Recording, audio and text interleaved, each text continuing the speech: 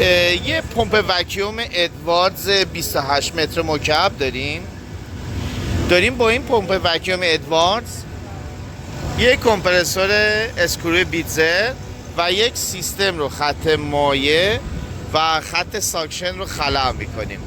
ببینید گیج تستو رو وصل کردیم. میزان خلأمون 5.0.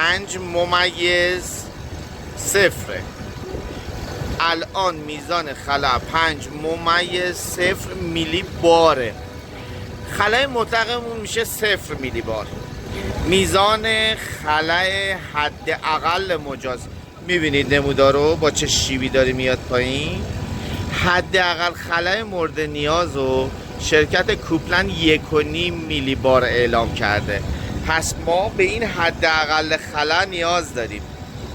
این پمپ وکیوم با 28 متر مکعب ظرفیت توی زمان 10 دقیقه یه کمپرسور اسکرو 110 تن رو آورده تا این خلأ.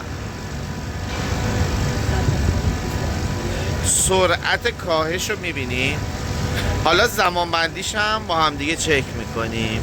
ببینید تو چه زمانی با یه پمپ وکیوم های ما میتونیم یه کمپرسور خلع بکنیم.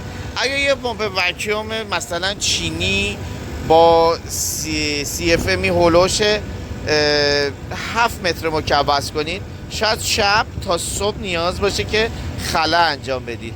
اما با یه پمپ وکیوم ها شما این زمان رو میتونید کوتاهش کنید.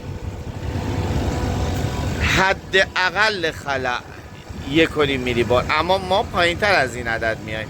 حالا خلأ رو انجام میدیم، ببینیم زمان خلأ کردن چقدر میشه.